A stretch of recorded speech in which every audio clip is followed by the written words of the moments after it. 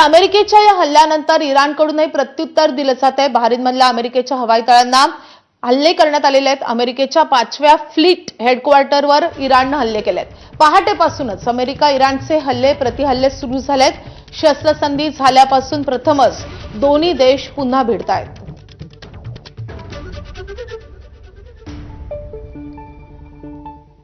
तर Apache helicopter पाडणं फार मोठी घटना नाही, अमेरिकेचे राष्ट्राध्यक्ष डोनाल्ड ट्रम्प यांनी प्रतिक्रिया दिली आहे।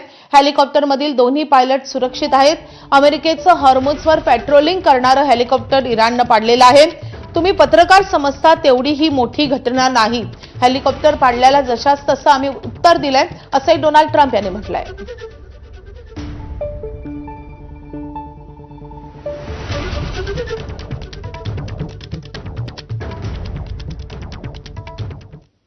तर या हवाई हल्ल्यांबाबत